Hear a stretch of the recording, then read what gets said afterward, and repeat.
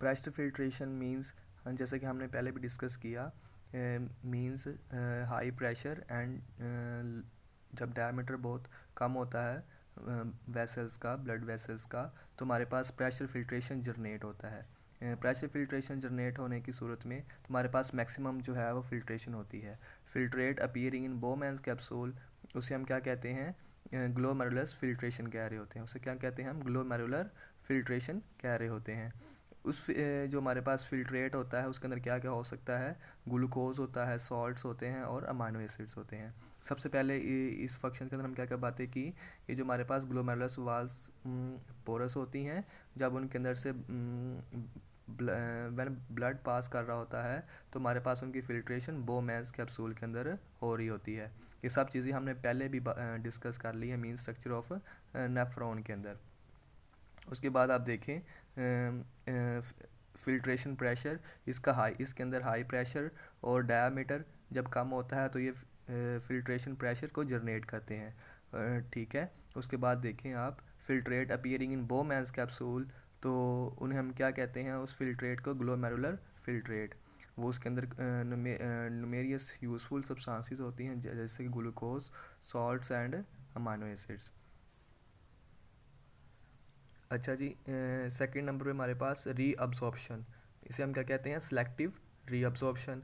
All the useful constituents of the glomerulus filtrate are reabsorbed in proximal tubules. इसके अंदर हमारे पास concept ये है कि जो हमारे पास प्रोक्सिमल ट्यूब्यूल्स के अंदर यूजफुल कॉन्स्टिट्यूएंट्स होते हैं उसको दोबारा फिर रीअब्जॉर्ब कर लिया जाता है। ठीक है। सिर्फ और सिर्फ नाइट्रोजीनियस वेस्टेज को लेफ्ट हम करते हैं। ठीक है। इसके अंदर रीअब्जॉर्प्शन के अंदर मीन रीअब्जॉर्प्शन, दोबारा फिर हम रीअब्जॉर्ब कर रहे होते हैं, और इसको हम क्या कहते हैं, सेलेक्टिव रीअब्जॉर्प्शन। मतलब हम नाइट्रोजीनियस वेस्टेज के अलावा बाकी सबको जो है उसके अंदर रीअब्जॉर्ब कर लेते हैं। थर्ड नंबर पे हमारे पास है सीक्रिएशन, इसे हम क्या कहते हैं, ट्यूबुलर सीक्रिएशन। मींस इस के अंदर मेन कॉन्सेप्ट इस हमें बैलेंस करना होता है पीएच को बैलेंस करने के लिए tubular epithelium of the loop of Henle, means loop of Henle ascending limb और descending limb both substances create कर रही होती हैं ल्यूमन के अंदर। और वो मेनली क्या क्या सब्सटेंसेस हो सकती हैं, mainly of hydrogen ions and फेडरल्स की बुक के अंदर लिखा हुआ है, और अमोनियम आइंस। जब ये दोनों इसके अंदर सीक्रेट हो रही होती हैं तो हमारे पास पीएच बैलेंस हो जाती है। ठीक है। जब यूरिन की बैलेंस पीएच होगी तो हमारे पास उसे कौन बैलेंस कर रहा होगा, उसे हमारे पास सीक्रिएशन के ज़रिए उसे लूप ऑफ फैनेले सीक्रिएट करता है। और मेनली क्या क्या चीज़ें सीक्रिएट हो रही होती हैं, hydrogen ions and ammonium ions. To some extent this process also occurs in convoluted tubule, ये प्रोसेस कन्वोल्यूटेड ट्यूब्यूल के अंदर भी होता है। अगेन मैं आपको अगेन फिर हम रिपीट कर लेते हैं, ये हमारे पास ग्लोमेरुलस है, ये इसके अंदर ये वाज क्या थी, पोरस थी। ये बोमैन्स कैप्सूल है। सेकंड हमने बात की थी सीक्रिएशन के अंदर, ट्यूबुलर सीक्रिएशन के अंदर इन दोनों को हम क्या कह रहे होते हैं, लूप ऑफ फैनेले। तो ये हमारे पास क्या सीक्रिएट करती हैं, दोनों हमारे पास हाइड्रोजन आइंस और जो हमारे पास है अमोनियम आइंस को सीक्रिएट करके बैलेंस कर रही होती हैं पीएच ऑफ यूरिन की। ये हमारे पास कन्वोल्यूटेड ट्यूब्यूल है, ये हमारे पास प्रोक्सिमल ट्यूब्यूल है। क्या है, प्रोक्सिमल ट्यूब्यूल है। ठीक है। ये अपर पार्ट, ये कई बार एमसीक्यूज भी आता है, इसको वो जो है वो यूएचएस और डिफरेंट बोर्ड एग्जाम के अंदर बैलेंस करने का भी पूछ रहा होता है। लास्ट के अंदर हम बात करेंगे हार्मोन्स जो इन्वॉल्व होते हैं यूरिन फॉर्मेशन के अंदर और किडनी के मेन फंक्शंस को परफॉर्म करने के लिए।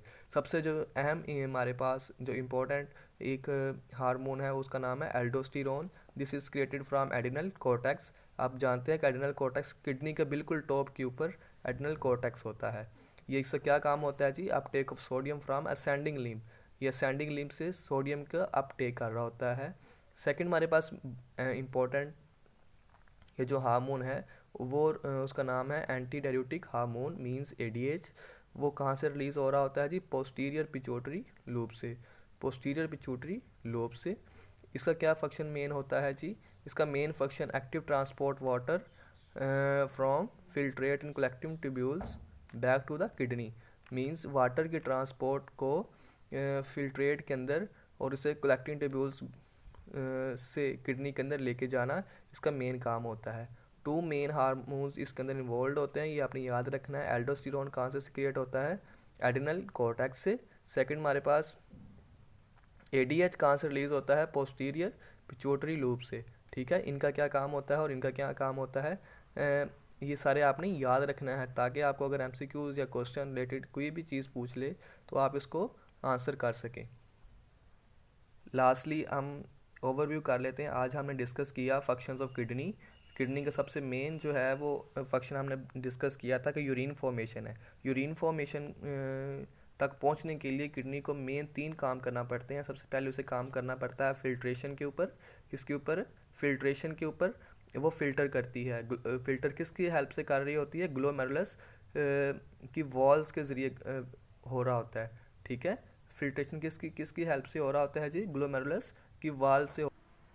सेकंड, रीअब्जॉर्प्शन, सेलेक्टिव रीअब्जॉर्प्शन की हेल्प से। थर्ड हमारे पास सिक्रिएशन की हेल्प से, ट्यूबुलर सिक्रिएशन की हेल्प से। ये 3 मेन काम थे। हम दोबारा फिर रिपीट कर लेते हैं। Filtration, selective reabsorption, third number पे हमारे पास कौन सी थी? Secretion, tubular secretion. इन तीनों की हेल्प से हमारे पास किडनी मेन अपना जो है काम को परफॉर्म कर रही होती है। Dear students, this is our lecture, today's lecture. मैं आपसे लाजमी ट्राई करूँगा कि मैक्सिमम हद तक कॉन्सेप्ट शेयर करूँ, लेकिन अगर आपका फिर भी कोई ना कोई कॉन्सेप्ट हो, कोई ना कोई क्वेश्चन हो, तो आप हमें डिस्कस कमेंट सेक्शन के अंदर जाके हमसे पूछ सकते हैं। Thank you, best of luck. और लास्ट के अंदर आपसे और लास्टली आपसे ये था कि अगर आपको चैनल हेल्पफुल प्रूव हो रहा है और आपको मज़ीद आपको हेल्प कर रहा है, तो आपको के लिए ये नेसेसरी है या आपको चाहिए कि आप इसको सब्सक्राइब कीजिए और अपने फ्रेंड से लाजमी शेयर कीजिए। Thank you, best of luck.